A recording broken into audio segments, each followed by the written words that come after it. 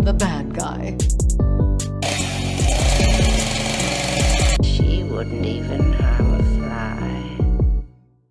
Welcome back to Villain Review, and today we are taking a look at Mechagodzilla from the 2020 film.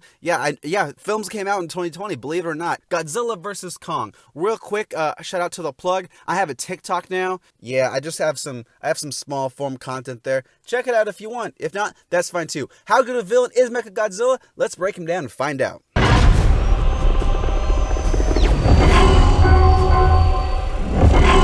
You know what's cool? Giant monsters. Hell yeah, giant monsters are like top 5 coolest things ever, right behind Sly Cooper and backflips. You know what's not cool though? A giant monkey stepping on your grandma. So yeah, there's kind of a predicament here. In order to take control of the Titans, who always be grandma stepping, Mr. Bad Guy would get this genius plan to make his own giant monster that would be capable of taking down threats like lizard and monkey. Naturally though, we feeble humans don't have the technology to power a creature this size. Luckily, we do have the power to fly into the middle of the earth, which is like another dimension, and download energy sources into Dropbox. Somehow, it might not make sense, but also giant monsters. So yeah, again, hands tied, what are you gonna do? Sinking the mech with the skull of dead naughty boy King Ghidorah, the machine would get possessed by the ghost of Ghidorah's past and go on a big old grandma murder rampage. Here's the thing, okay?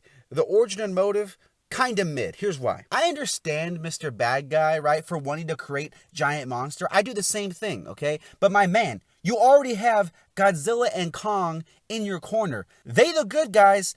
So why do you need protecting? It's not like we have 3 movies of these guys defending humanity with their lives. Apparently that's not enough. If you want to protect humans from monsters, don't make your own giant monster. You gotta be focusing on like giving Godzilla, I don't know, like a bazooka or a freaking Gatling gun. Something like that. That would be sick. As far as motive goes, the ghost of Ghidorah's past is kinda just evil. Yeah, they don't really make it that clear. Mechagodzilla is actually just Doomsday from Batman vs. Superman, and as we all know, the cardinal sin of making villains is never be like Doomsday. The freaky monster thing that was created by evil dude so that the fighting heroes have a common enemy to fight. It's not a villain, it's a means to an end. It's an excuse to have these two team up.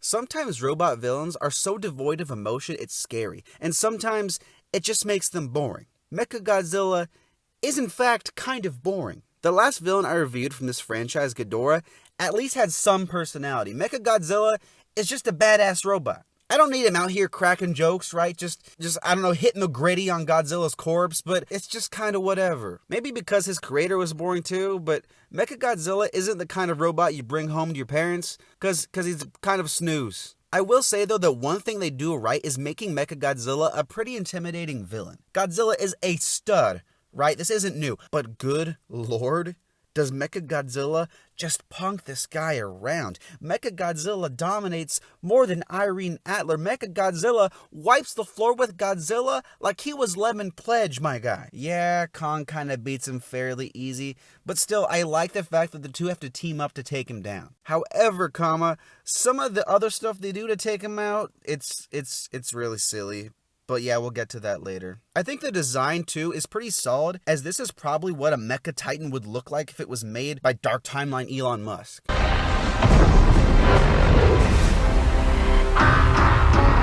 If we're counting full-on scenes where Mechagodzilla is involved in the story, he has a grand total of, drumroll please, 1. Yeah, he's got 1. However, if we count all the scenes where he's being just a tease, you know, he has 2. Yeah, he only has 2. So yeah, Mechagodzilla really isn't in the story a whole lot. Admittingly, okay, the scene he's in, it's pretty freaking great. He shows up, bends Godzilla over, gives him a good pounding, and then also almost does the same thing to Kong. The amount of just badassery displayed here is awesome, although it does kind of feel a little forced. The fact that this character really only has like 1 scene is super disappointing. Ghidorah had multiple fights. Heck, even these pasty lizard things, even they had multiple fights. Mechagodzilla, he only really has 1. And speaking of the fight, How do they destroy the big badass robot who took down Godzilla in minutes? The robot who almost took down the best dynamic duo since peanut butter and jelly? How do they defeat this colossal robot god? Drink. Well, drink. Hey, what are you?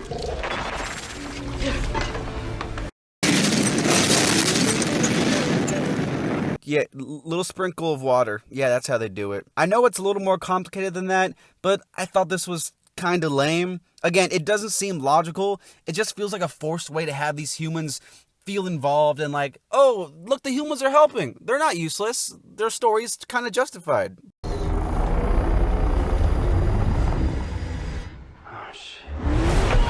Something these fights never really fully explain is just how many civilians are just getting bulldozed in all the streets. With that in mind, the final fight probably contributed to thousands of deaths, but I'm not even sure if this is evil though, because even the good guys do it. It's not like, oh my gosh, we need to go stop Mechagodzilla because he just collapsed an old folks' home. No, because that's kind of just the status quo among Titans. They kind of just do that for fun on their little morning walks. But also, you have to remember this, Mechagodzilla has red LED lights. He's got red eyeballs, so that's how you know he's evil. It just screams evil, okay? That's the biggest indicator.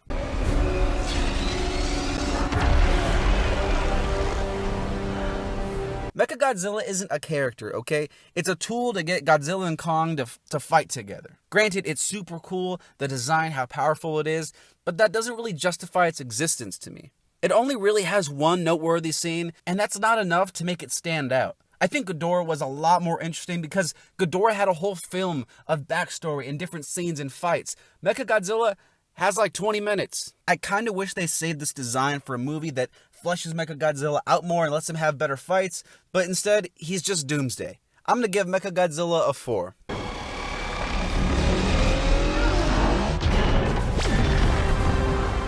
Thanks for watching. Let me know what you think of Mechagodzilla in the comments below and who I should review next. And I'll see you next time for another villain review.